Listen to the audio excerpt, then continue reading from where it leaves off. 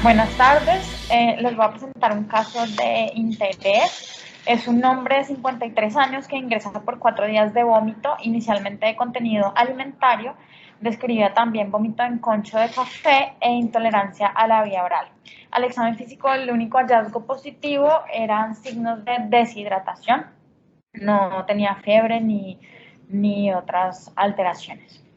Entre los antecedentes de importancia estaba una úlcera duodenal interrogada. No es muy claro en la historia clínica por qué tenían este antecedente, una anemia crónica.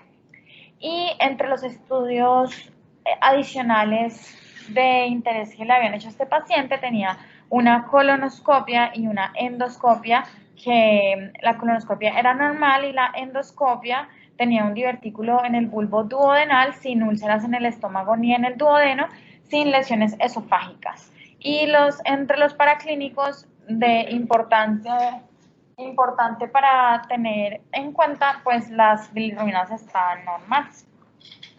Al inicio le hacen una radiografía de abdomen en la que en realidad no se identifican hallazgos muy significativos, se podría considerar dentro de límites normales.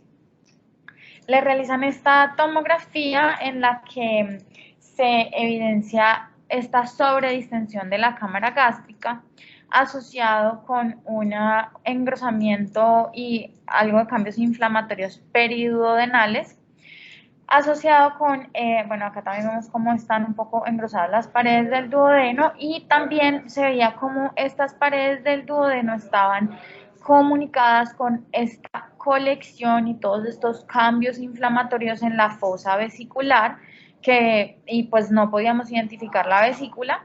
Esto se interpretó como que fuera un plastrón vesicular. Adicionalmente, se encontró neumobilia, y un hallazgo importante es que, si ven ustedes en la luz del duodeno, se encontraba esta lesión ovalada con contenido isodenso y con un centro de menor densidad, que en ese momento todo este conjunto de hallazgos se interpretó como unos cambios inflamatorios centrados en el duodeno que pudieran corresponder a una úlcera péptica perforada y con unos hallazgos que eran consistentes con una fístula biliar. Con estos hallazgos los llevaron a una laparoscopia diagnóstica en el que encontraron un proceso inflamatorio crónico entre la primera porción del duodeno y el hígado, que bloqueaba el hilo hepático, y una fístula enterobiliar organizada sin signos de inflamación aguda, sin secreciones, colecciones, sangrados o lesiones tumorales sospechosas. Sin embargo, decidieron realizar una colangioresonancia para caracterizar mejor la vía biliar y estar pues seguros de que no había nada adicional. Entonces, en la colangioresonancia lo que vemos es pues los hallazgos son similares a lo que ya visualizamos en el TAC. Vemos un proceso inflamatorio que está centrado entre la fosa vesicular, en la que se ven todos estos cambios inflamatorios, y en las paredes del duodeno, pues que están comunicados. También vemos cambios por neumobilia que ya habíamos visto en la tomografía, pero llamativamente vemos persistentemente esta imagen que en la tomografía no era tan clara, pero en la colangioresonancia vemos ya claramente como hay una lesión de morfología ovalada que tiene márgenes hipointensos con un centro de mayor intensidad.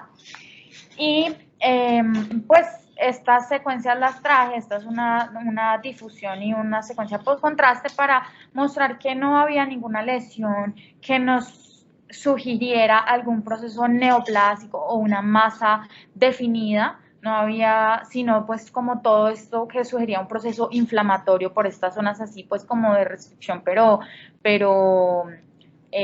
pues como muy heterogénea, y también un realce como muy heterogéneo con la colección y las paredes del duodeno, pero no algo que sugiriera una lesión neoplásica.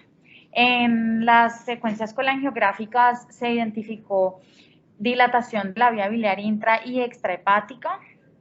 Adicionalmente, vemos cómo acá en esta en estas plano axial vemos como está esta misma imagen que es la que les había mostrado anteriormente, que está en la luz duodenal y que sus características, que es hipointensa con esta hiperintensidad central, son compatibles con un cálculo.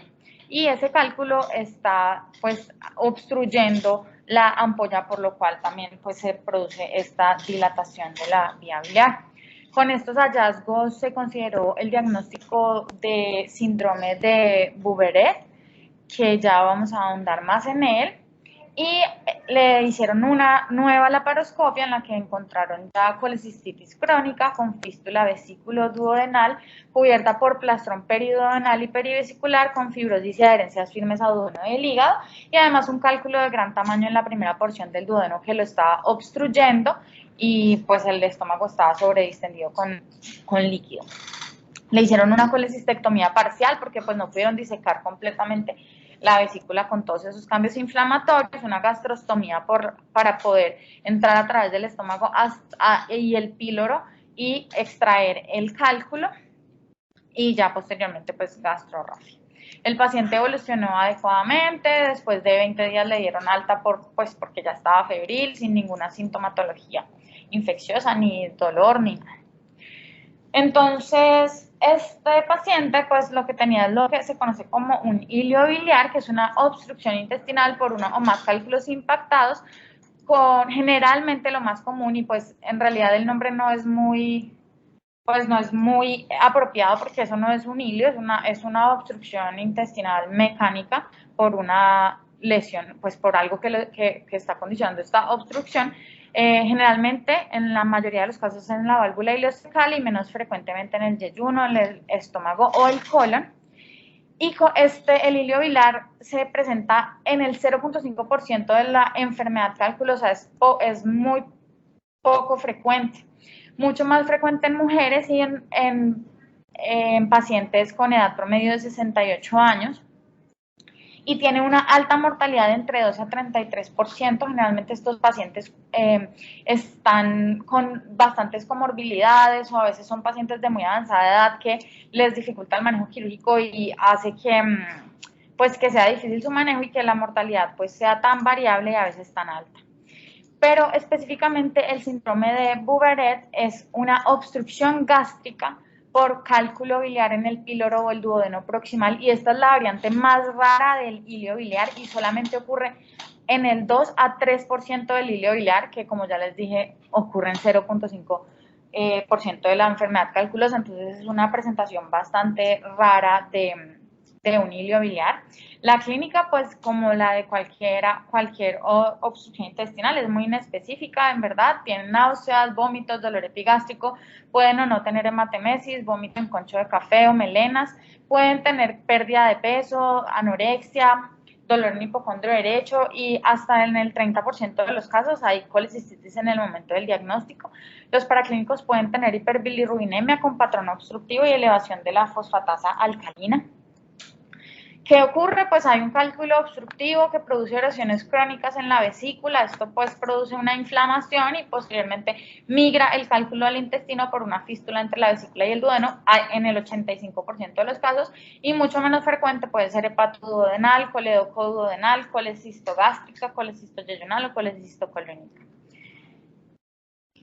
En las imágenes, pues digamos, la radiografía tiene una certeza diagnóstica de solo hasta 35%.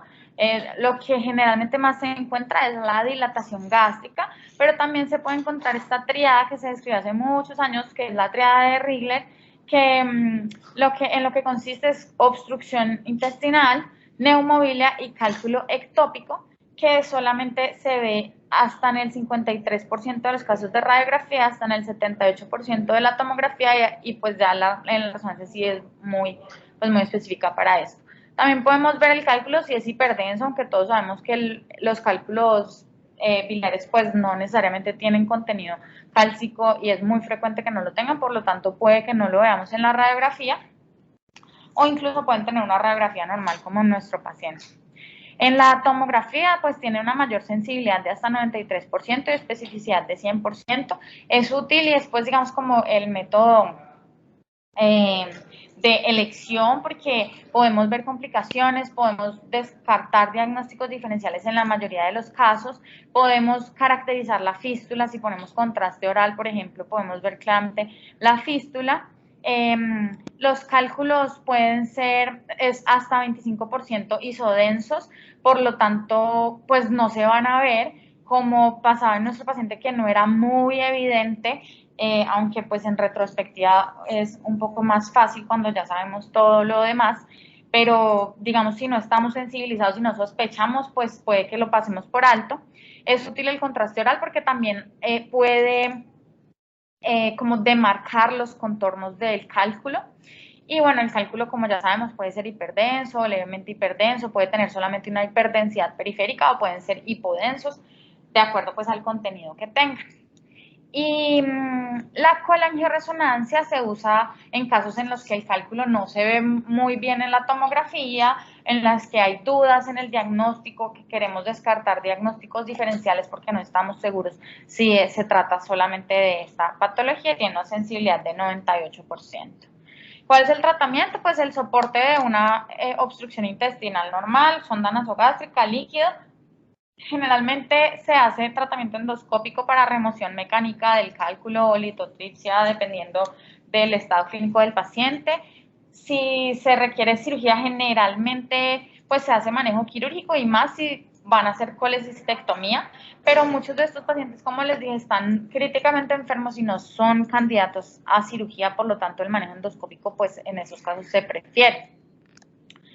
Los diagnósticos diferenciales, pues digamos que tendríamos que tener en cuenta si nos enfrentamos a un caso que tiene los hallazgos que les mostré. Pues lo primero, digamos, lo más común que estamos acostumbrados a ver es una úlcera péptica perforada, que de hecho fue la sospecha inicial con la tomografía cuando se interpretó inicialmente.